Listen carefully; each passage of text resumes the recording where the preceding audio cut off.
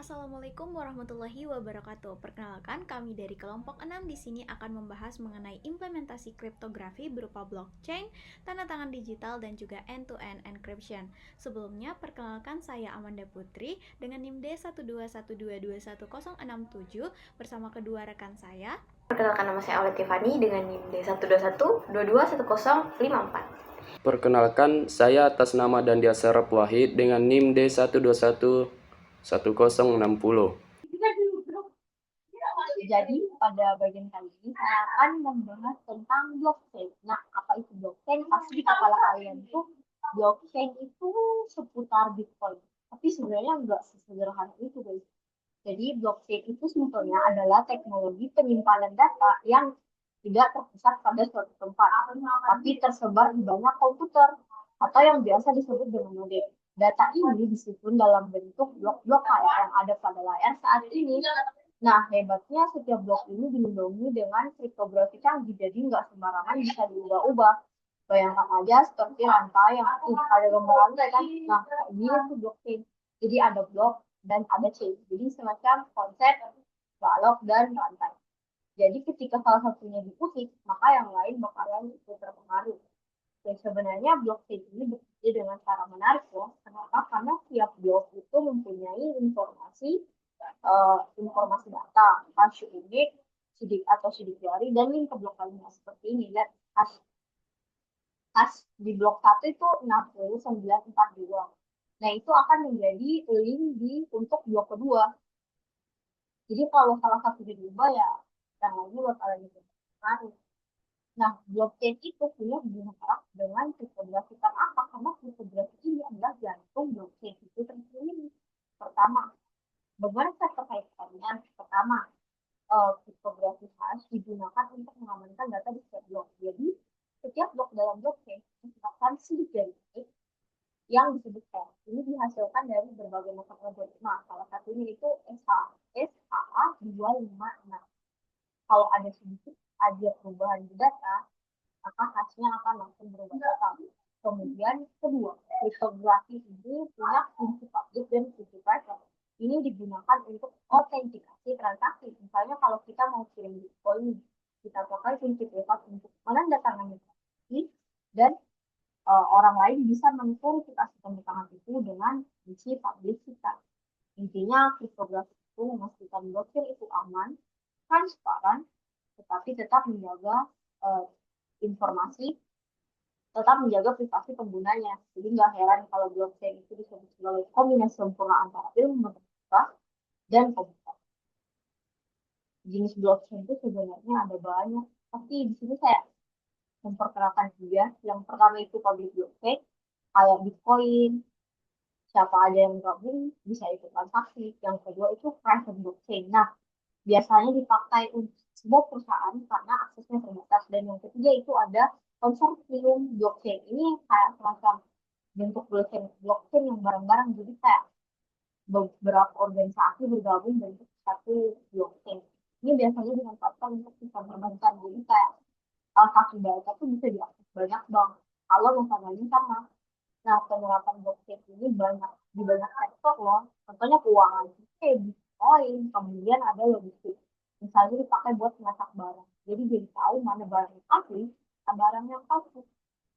Untuk tantangannya sendiri, blockchain itu yang pertama jaringan besar sering sering terlambat karena apa? Karena masalah skalabilitas. Dan kedua itu mekanisme itu proof of work. Jadi kalau mau mengubah sesuatu yang suatu data di satu komputer, yang lainnya harus menghapus perubahan itu. Nah, itu memakan waktu yang lama. Kemudian regulasi di negara itu berbeda-beda.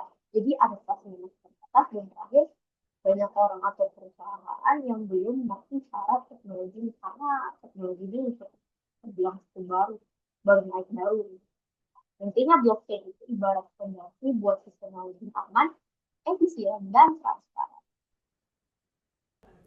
saya Amanda Putri. Di sini saya akan menjelaskan mengenai tanda tangan digital. Jadi, tanda tangan digital itu adalah versi elektronik dari tanda tangan manual kita, tapi jauh lebih aman dan juga canggih. Ini nggak cuma sekedar coretan aja di dokumen, tapi hasil dari proses teknologi yang pastiin kalau dokumen itu asli dan tidak diubah sembarangan. Nah, di sini kita menggunakan teknologi kriptografi yang dimana tanda tangan digital ini tentunya berbeda sama tanda tangan yang didigitalisasi atau tanda tangan yang diambil dengan cara dipindai atau difoto.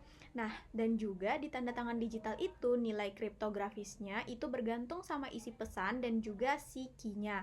Tanda tangan, mungkin kalau di tanda tangan dokumen cetak itu biasanya selalu sama apapun isi dokumennya, tapi kalau di tanda tangan digital itu selalu berbeda antara satu pesan dengan satu pesan yang lain karena tanda tangannya itu bergantung dengan isi pesan dan juga key-nya. Nah, pertanyaannya bagaimana sih prinsip kerja dari tanda tangan digital ini? Nah, tanda tangan digital ini ada dua proses di dalamnya. Yang pertama adalah proses penandatanganan pesan atau signing dan juga proses verifikasi pesan atau proses verification.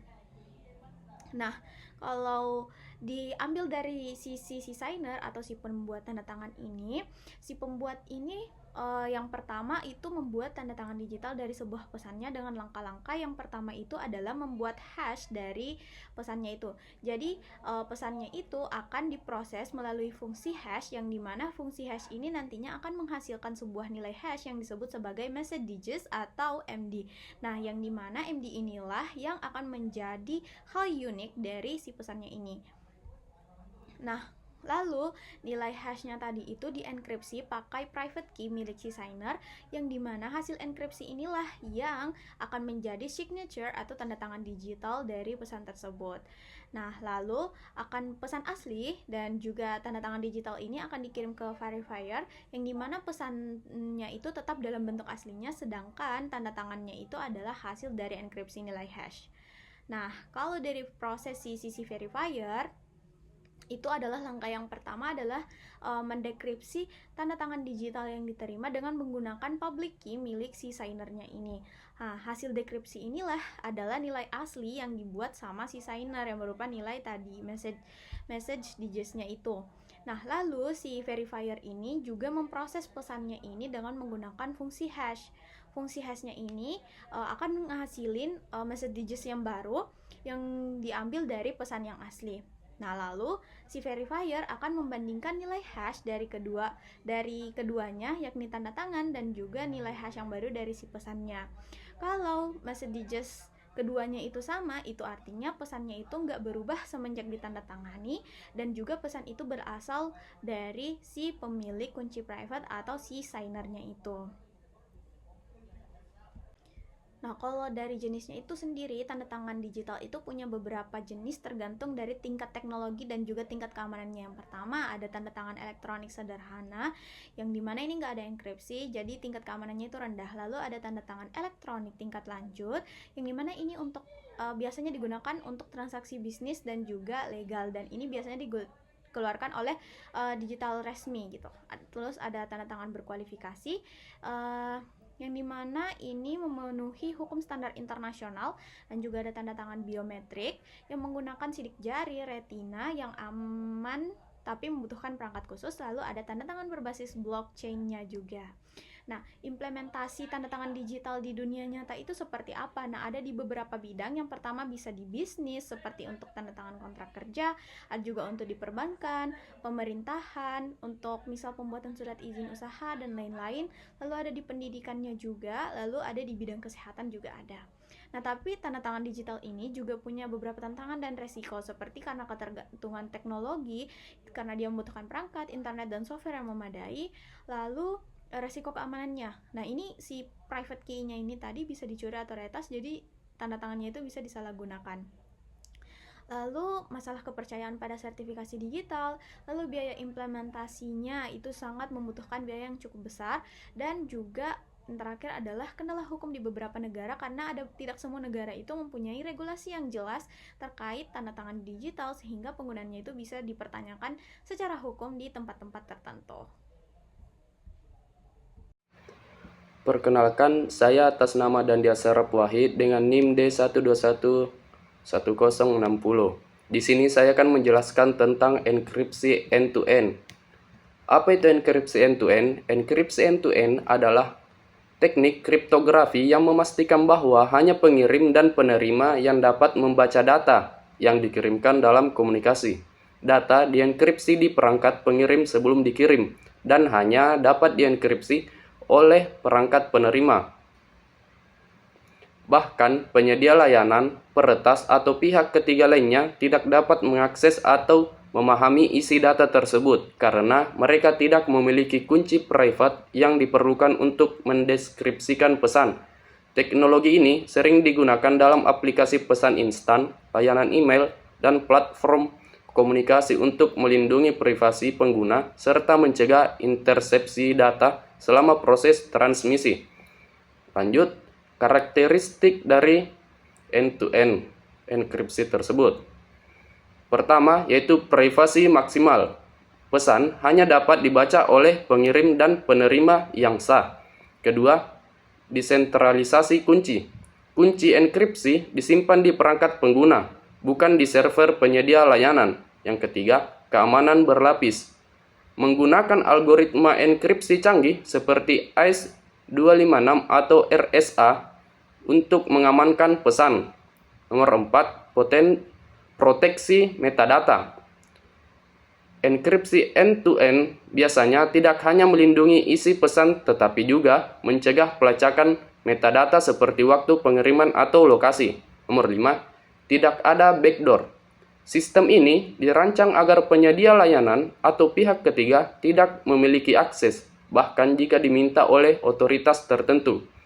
Nomor 6, tanda tangan digital. Dapat digunakan untuk memastikan keaslian pengirim, memastikan bahwa pesan berasal dari sumber yang sah. Nomor 6, penggunaan kunci sementara. Banyak sistem enkripsi end-to-end modern menggunakan kunci sesi sementara (session keys) untuk setiap percakapan atau pesan yang meningkatkan keamanan. Lalu, penggunaannya di mana? Nomor 1, aplikasi pesan instan seperti WhatsApp. WhatsApp menggunakan protokol Signal untuk mengenkripsi pesan teks, panggilan suara, dan panggilan video. Lanjut, Signal, salah satu aplikasi pertama yang menerapkan end-to-end enkripsi secara menyeluruh. Lanjut, Telegram, fitur secret chat menggunakan end-to-end enkripsi untuk menjaga privasinya. Nomor 2, layanan email, seperti protokol mail. Email terenkripsi end-to-end untuk melindungi isi email dari pihak ketiga. Tuta Nota, alternatif email aman untuk enkripsi otomatis. Nomor 3 yaitu komunikasi bisnis dan profesional, seperti Zoom. Zoom menyediakan opsi enkripsi end-to-end untuk rapat virtual. Selanjutnya, Slack atau Enterprise menawarkan enkripsi tingkat lanjut untuk obrolan internal. Nomor 4, sistem berbasis IoT. Perangkat rumah pintar menggunakan end-to-end enkripsi untuk mencegah intersepsi data komunikasi antar perangkat. Nomor 5, pengiriman data sensitif. Digunakan dalam aplikasi kesehatan untuk mengamankan komunikasi pesan dari dokter dan pasien. Lanjut adalah transfer data rahasia antar perusahaan. Lanjut, bagaimana prinsip kerjanya? Yang pertama, pembuatan kunci. Setiap pengguna memiliki kunci publik dan kunci private. Kunci publik itu digunakan untuk mengenkripsi pesan yang dikirim ke pengguna.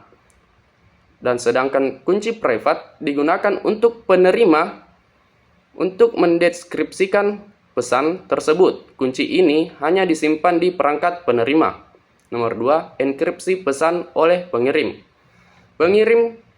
Ketika pengirim membuat pesan, sistem end-to-end enkripsi menggunakan kunci publik penerima untuk mengenkripsi pesan. Pesan terenkripsi ini tidak dapat dibaca oleh siapapun tanpa kunci private penerima. Nomor 3, pengiriman pesan. Pesan yang telah dienkripsi dikirim melalui server penyedia layanan. Meskipun server dapat menyimpan atau mengirimkan pesan, server tersebut tidak dapat membaca isi pesan karena tidak memiliki kunci privat. Nomor 4, deskripsi pesan oleh penerima. Setelah pesan diterima, perangkat penerima menggunakan kunci privat untuk mendeskripsi isi pesan dan menampilkan kontennya. Lanjut nomor 5-nya, pengamanan tambahan. Beberapa sistem end-to-end enkripsi menambahkan verifikasi sidik jari atau kode keamanan unik untuk memastikan bahwa pesan tidak dimodifikasi selama transmisi. Nomor 6, protokol pengamanan. Sebagian besar aplikasi modern menggunakan signal protokol untuk mendukung end-to-end enkripsi. Protokol ini mendukung pengaturan kunci sesi sementara, sehingga setiap pesan atau panggilan memiliki kunci enkripsi unik. Lalu apa keuntungan utama end-to-end enkripsi? Yang pertama, privasi terjamin. Komunikasi pengguna tetap rahasia dari penyadap, pemerintah, atau bahkan penyedia layanan. Nomor 2, keamanan dari serangan man in the middle. End-to-end enkripsi memastikan bahwa meskipun komunikasi dicegat, isi pesan tetap tidak dapat diakses. Nomor 3, fleksibilitas. Dapat diterapkan di berbagai aplikasi seperti pesan instan, video call, atau email. Nomor 4, keberlanjutan privasi. Jika perangkat penerima hilang atau diretas, pesan yang sebelumnya dikirim tetap aman karena kunci privat tidak tersedia. Lanjut, teknologi end-to-end enkripsi telah menjadi standar emas dalam komunikasi modern untuk melindungi privasi pengguna dan memastikan bahwa data tetap aman dari ancaman eksternal. Dengan meningkatnya kebutuhan akan keamanan data, implementasi end-to-end enkripsi terus berkembang untuk mencakup lebih banyak aplikasi dan layanan digital. Sekian dari penjelasan kelompok kami.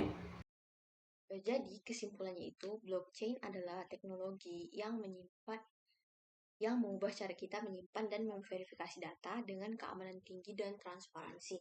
Ini bukan hanya tentang kripto, tapi juga aplikasi luas di berbagai sektor, semisal keuangan, logistik, dan kontrak pintar. Sementara itu, tanda tangan digital ini memvalidasi keaslian dokumen dengan kriptografi canggih. Nah, ini memastikan integritas dan autentikasi tanpa perlu pihak ketiga. Terakhir, enkripsi end-to-end menjaga komunikasi tetap aman. Jadi, seluruh komunikasi dan data yang ada terkait komunikasi tersebut hanya bisa diakses oleh si penerima dan si pengirim. Nah, semua teknologi ini berperan dalam menciptakan sistem yang lebih aman, transparan di era digital. Itulah tadi penjelasan dari kelompok kami mengenai implementasi kriptografi. Sekian dan terima kasih.